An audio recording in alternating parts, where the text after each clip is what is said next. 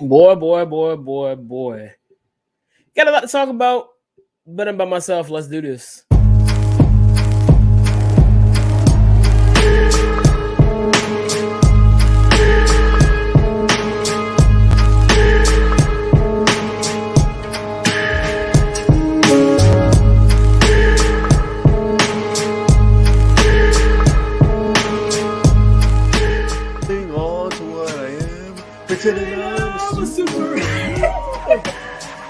It's true, though. It's true. And I agree with you. Huh? I agree with you. Exactly. It's not. Wait, did you agree with me? Hey. Breeze past it. Nothing happened. Very well. How many people do you know can survive a huge hammer being bashed on their head? Bugs Bunny. So Don't boo me, I'm right. What in the Rick Boo is this? I have literal powers. Screw you guys, I'm going home.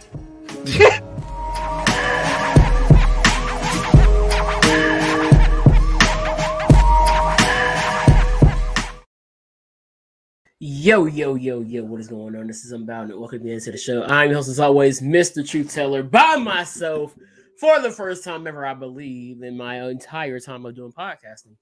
I don't know how this is gonna go, so bear with me. But while we at it, enough from the clown. We might as well go and get to it right now because Lord have mercy, this guy here is on my nerves, dog. I really didn't want to talk about this, but the more stories develop, the more it turns out that I was right about the guy. This is not a good guy. For those who do not know, and have been living under a rock, wide receiver Antonio Brown was cut by the Tampa Bay Buccaneers. He was announced by head coach Bruce Arians following the game against the New York Jets, where he had walked out in the third quarter, which we'll be getting to in a second, that he is no longer a Buck. But it took a few more days until I guess they were looking to try to avoid a lawsuit as much as possible. Let's be real here. If AB's what he say he is, he's going to file a grievance because he feels that he was wrongly cut. That's his story. Do I believe it? Let's see. So we get down to the business, and so what happened during halftime? Let's see. Did I put the video there? Not yet. So let me see if I can find it real quick, because I have it.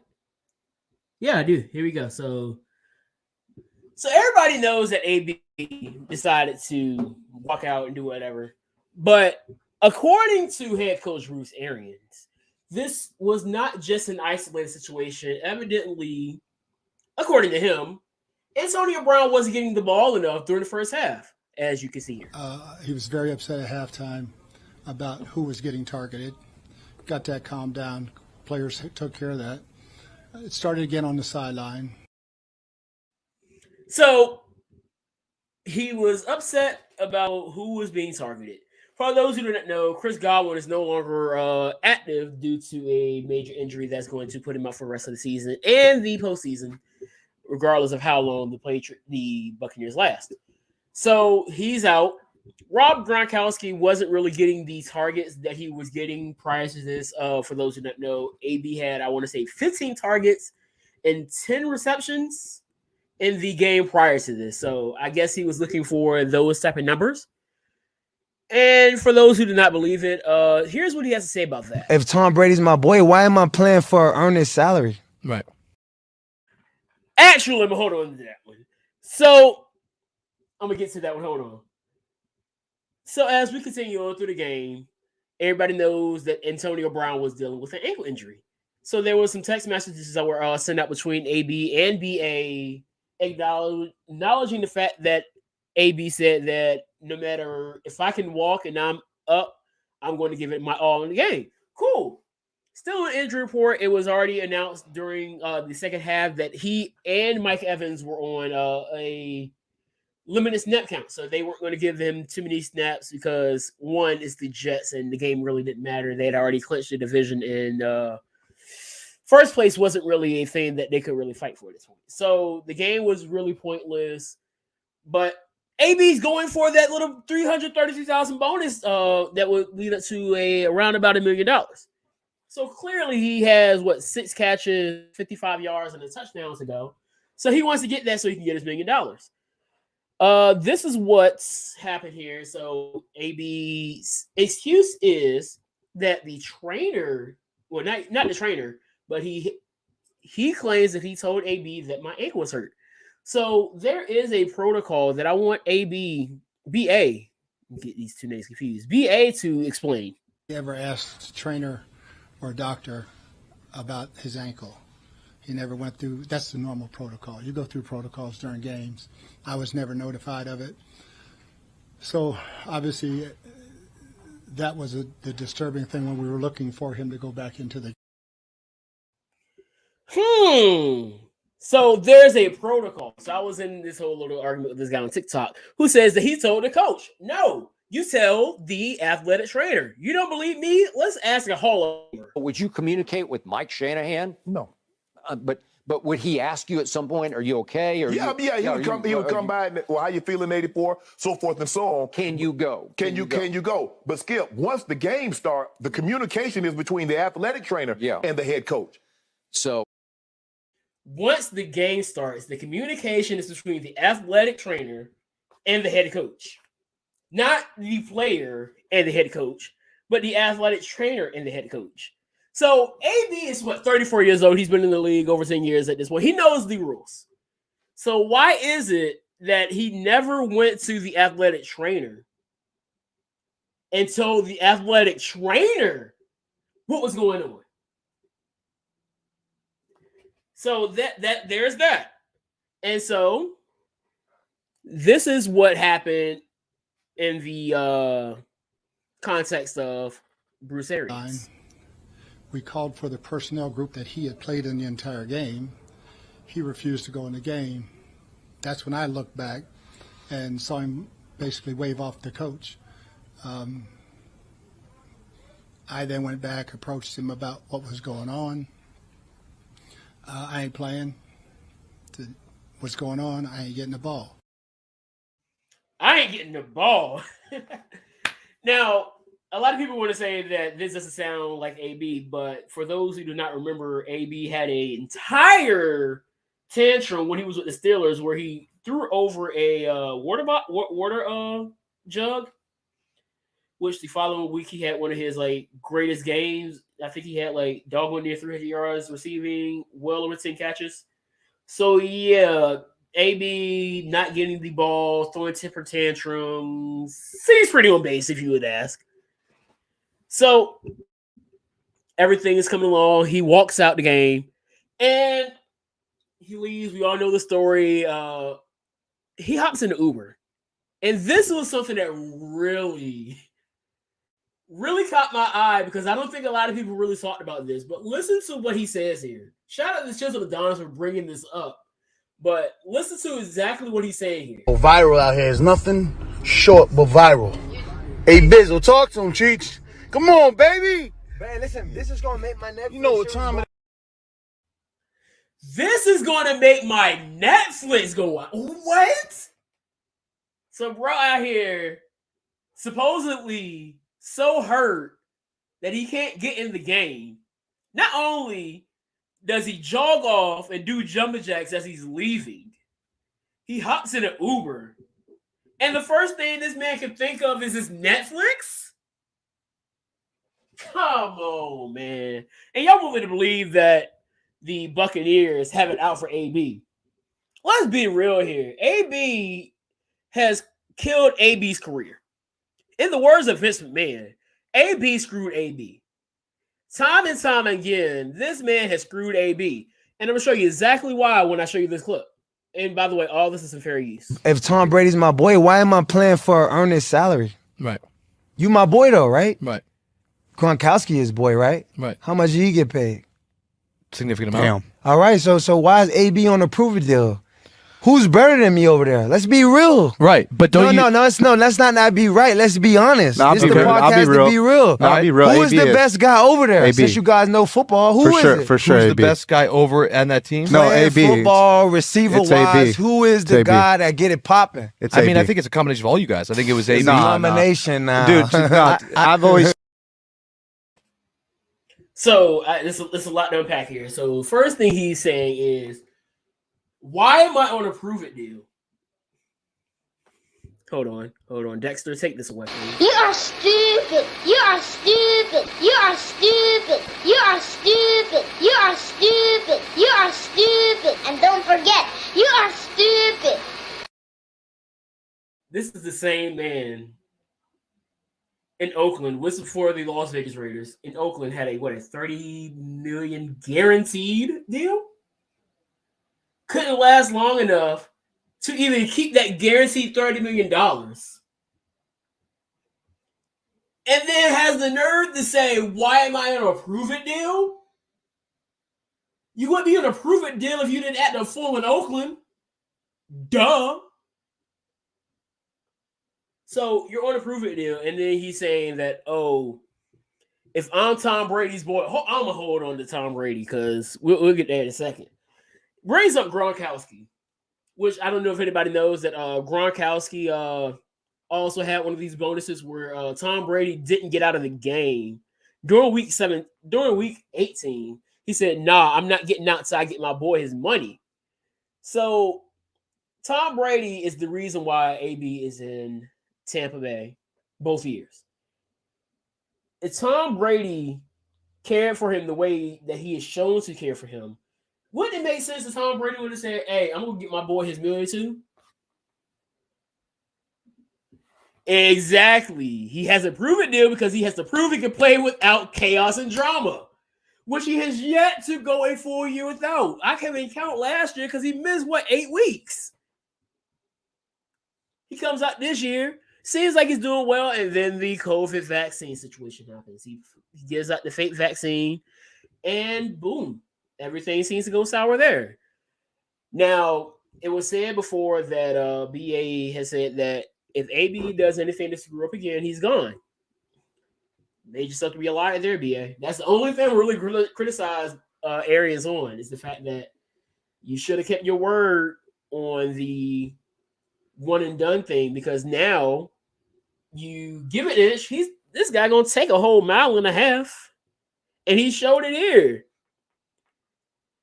So, one of the things I really noticed before I get to the Tom Brady situation is Shannon Sharp said this, and it's so true.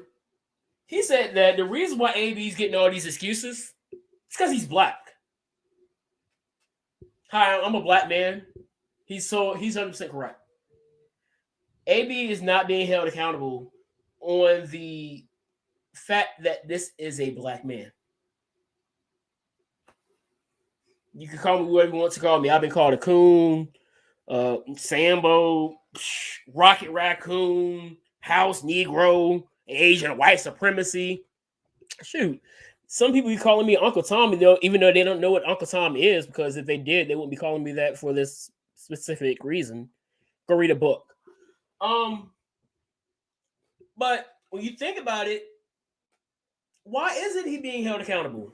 Because a lot of people are looking at it as, these racist NFL owners are holding the black man down and blah, blah, blah. No, this is an idiot who's being coddled because he's such a great player. Yes, we all know AB. If it weren't for the fact that he's a head case, he'd probably talked about as a future Hall of Famer. That's out of the window because of these countless issues that he's had. So, yeah, Hall of Famer is not going to happen. But when you think of talent, then yeah, if AB was a middle of the road player, we wouldn't be talking about AB right now. He'd be gone out of the league. Plenty of people have said it. When you have talent like this, people are going to be more likely to look past all of your issues. We've seen it plenty of times. And also Tom Brady. So like I said before, Tom Brady And Isaac said it last week.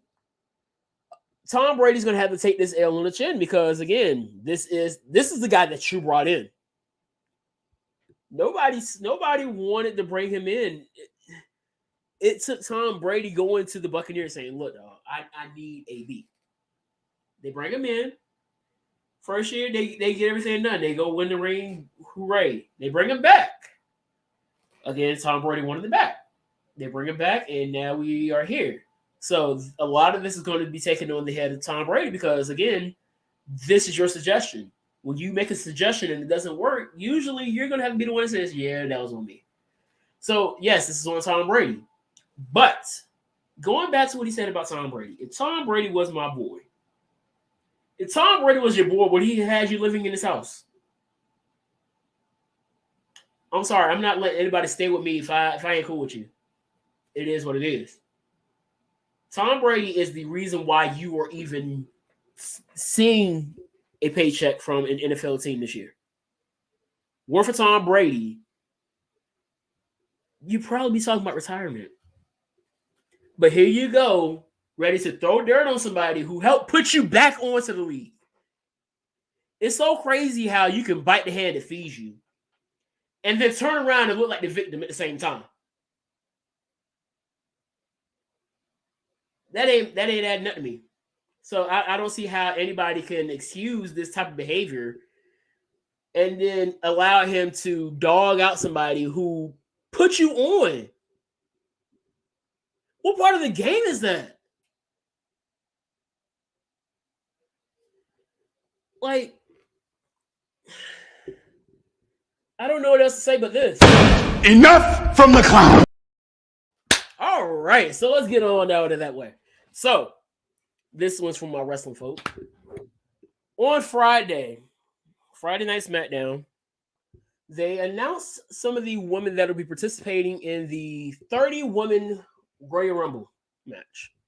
Royal Rumble is going to be on Saturday the 29th in St. Louis at the I forget what the dome is called, but it's where the Rams used to play. So they named some of the women. A lot of the women are active current women, and that we all know because it's been talked about so many times. How are they going to fill the Royal Rumble up when they cut so many women? First of all, they have like 40 women in NXT. That's besides the point. So they brought in, they're bringing in Lita, Kelly for like the third time. Summer Rae's coming back. Michelle McCool, and the big shocker of the night was the announcement of Impact Knockouts champion Mickie James. And yes, they said the entire thing, Impact's Knockouts champion. I messed that all the way up. But shout out to Mickie James, VA all day. I still don't know what to think about this yet. I know a lot of fans, and I've kind of dibble-dabbled into the conversation, are thinking that WWE is exploring this quote-unquote forbidden door. There's been some rumors that there's possibly going to be a forbidden door entry into the men's Royal Rumble. If anything, it'd probably be a man, and I wouldn't mind it being Moose. Give me Moose. I mean, you could also even have like Trey Miguel. If they have the members of MSK join in, then you can have a little Rascals reunion if they want to do something like that. Let's be honest here though, because I've seen a lot of takes on it. I know a lot of people saying that WWE's finally hopping into this forbidden door. WWE worked with ECW in '97. Tony Khan was a little kid at the time, so WWE's been doing this. They just stopped doing it for whatever reason. I've seen a lot of people say it was a good reason that they don't do it a lot. Bad reason. That's to each his own. But I think what we need to do is relax a little bit, because we always do this to where we start fantasy booking in our head. And it's like, oh my gosh, we could get Moose versus Roman Reigns. Tasha Steelz versus Bianca Belair. Rosemary versus Alexa Bliss and all these blah blah blah. Motor City Machine Guns versus MSK or RK Bro or whatever you want to say. Maybe an OC reunion and whatnot. But don't you always find yourself disappointed for stuff that you set expectations for? Let's go back to the point when everybody was expecting The Rock to make his date to return to WWE. That was an expectation set up by the fans. Somebody go back and tell me when they said The Rock would show up at, I forget what show it was, Survivor Series. There was never a point where WWE announced The Rock to be there. The fans set this imaginary expectation that The Rock was going to be there. And then when The Rock's not there, they're like, oh, WWE let us down. Remember, matter of fact, because I just saw it a few weeks ago. You remember the SmackDown Fist when they had the big SmackDown show? What was it the Throwback SmackDown in the Thunderdome? And I told people that don't expect it because they'd have to tear down the entire Thunderdome just to build it back up and then tear it back down over the weekend for Raw. And people got mad because they gave you a CGI fist. Matter of fact, speaking of Forbidden Doors, remember that last time Impact had a partnership with a big company, AEW, and everybody was making all these fantasy matches. We want Jordan Grace versus Hikaru Shida. The Good Brothers. Well, the Good Brothers were kind of doing their thing, but that's because they were friends with the Elite. Who was another tag team over there that people love so much? I don't care. They wanted the Ohio dude. John Moxley and his old tag team partners from back in his indie days. They wanted them to reunite. None of that stuff happened. Why? Because it wasn't meant to happen at that time. I criticized AEW for their partnership with Impact. But coming to WWE, I understand to never set these expectations because, again, we always end up disappointed because we're expecting something that was never promised to us in the first place. Let's sit back, enjoy the fact that WWE is now acknowledging another wrestling company because it's something that hasn't happened so often. They'll mention New Japan every blue moon. The last time Impact or TNA was mentioned, Kevin Owens and Sami Zayn were looking for a job. And Kurt Angle was like, I heard TNA is hiring, which was like 2018. So it's something that doesn't happen often, but he continues to set these expectations up. Now, what I will say is this. I feel like being petty then. WWE has done more for the Knockouts division than AEW has. Don't at me, because you're not going to be right. That's just for me being petty. But back to the whole thing. I'm looking forward to the Royal Rumble, man. You got Roman Reigns versus Seth Rollins, which, I mean, it hasn't really been built over the last few weeks. But if you go back to SmackDown a few months ago, they were doing that. And then before Seth left SmackDown, he was saying that, oh, Roman's ducking me. And so now he has his match. We got a match that I've been looking for since Lashley returned to WWE. We got Bobby Lashley, Brock Lesnar. I mean, this is something that a lot of people have been waiting for since Bobby Lashley stepped onto the scene in his initial WWE run. So I'm happy for this. The build has already started off really great. One of the best segments of Raw last night, which wasn't good at all. But that's going to be great. Dewdrop's getting her first title shot on the American soil. So she's going against Becky Lynch. What else has been announced so far? Edge and Beth Phoenix versus Miz and Maurice. I don't think we've seen Beth in an actual match. in a while. She's done a few Royal Rumbles, but this is going to be her first match that I can think of in a while. So I'm looking forward to seeing what they can do. We all know that Maurice isn't really the wrestler's wrestler. So I'm expecting to be more on the heavier side of what Miz and Edge wants to do compared to what they did at day one. I can't think of any other matches that are set up for it, but I'm really looking forward to it because we already know just the appeal of the Royal Rumble. Clearly, I don't believe that WWE has blown their load on all their surprises. Last year, we got Carlito. We got Christian coming back. Now he's in AEW doing his thing. So I'm looking forward to seeing what happens with that. I don't completely know how that's going to go around, but let that just have fun with it. But I do want to get on this before I finish with the wrestling side. What is up with you wrestling fans that love seeing people miserable or love being miserable when you see people having fun with things? Because I've seen other think pieces of people who have been trying to ruin fun for people that have enjoyed what WWE has done. Let people enjoy what they want to enjoy, man. If you want to enjoy WWE, cool. If you don't, I'm not going to tell you stop complaining about it, but at the same time, don't ruin somebody else's enjoyment by telling them, oh, why you watching this is trash. Entertainment is subjective. What you find entertaining, I may not find entertaining, and that's perfectly fine. I don't care. On to the NFL.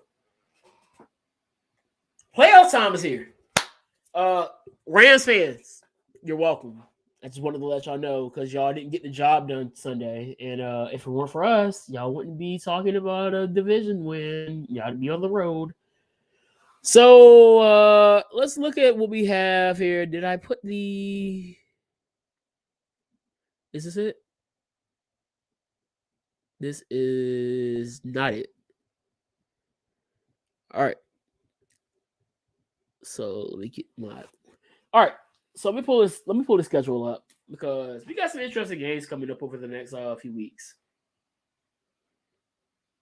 So we got Saturday at 4:35. We have the Las Vegas Raiders. I got a Las Vegas Raider fan up here somewhere going against the Cincinnati Bengals.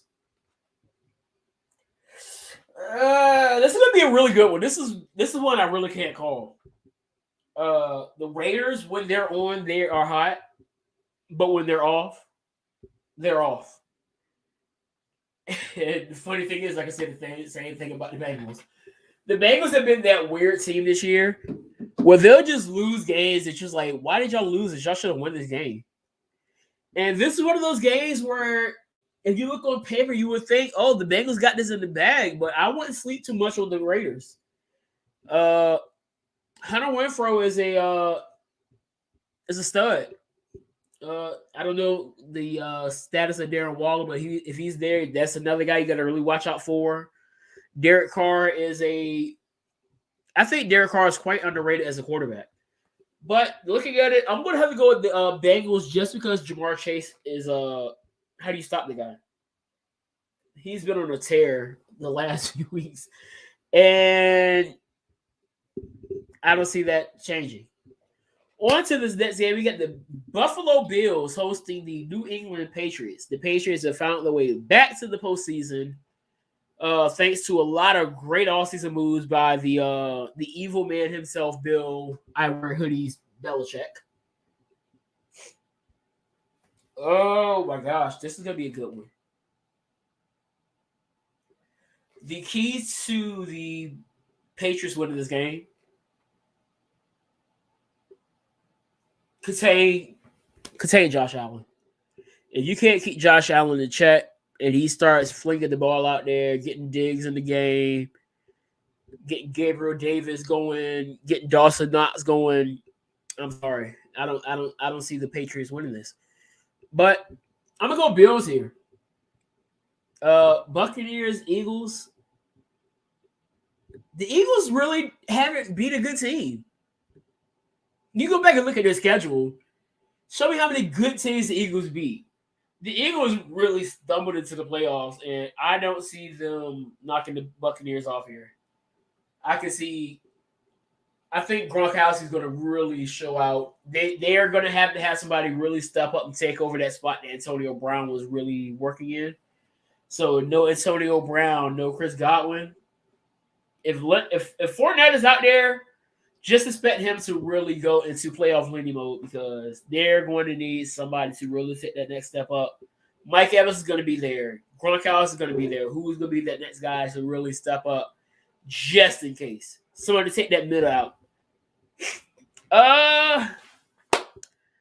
This is a tough one. Niners, Cowboys. I'm going to just be real. I'm going Cowboys, but I can see this going OT. The Cowboys defense can be really good, and then they can be not so good. And that's not really a good thing when you start considering that they have Deebo Samuel to worry about. Because as you saw, he can run the ball, he can catch the ball, and if you fall asleep, he'll throw it on you. So Deebo Samuel is the X factor for the 49ers. If Deebo Samuel goes off, I can see an upset. However, the Cowboys offense is hit a stride. And Dak Prescott has made a lot of statement games over the last few weeks. And if he can continue that route, this could be a route. I'm going Cowboys here. Speaking of routes, but Pittsburgh Steelers and Kansas City Chiefs. Sorry, Steelers fans, but this may be the last time you see Big Ben put on a Steelers uniform. I don't see the Steelers getting out of this game with a W. This may be the largest margin of victory, but I'm going Chiefs. And for the first time that I can think of, we have a Monday night playoff game. And who better to be in the Monday night playoff game than some NFC West football? NFC West football is the best kind of football. AFC West, y'all second place. But that West Coast football, boy, I tell you, this is going to be entertaining. Arizona Cardinals, LA Rams. I am going to go with the Rams. I'm going Rams here. That defense, man. Aaron Donald's nasty unless he's going against the Niners. Clearly, that must be his kryptonite. Jalen Ramsey. I can't stand him, but best corner in the league, dog. I'm gonna go Rams here. Should be a very interesting week of football. Speaking of football, shout out to them Georgia Bulldogs that did not want to feel that Bulldog bite as they beat the Tide of Alabama and become the 2022 college football champions. Shout out to them. I ain't got nothing to say about it, man. Neither my teams. I had something else I really wanted to talk about. Oh, small talk. Nope, I'm gonna hold that one. I don't want to get into that one just yet.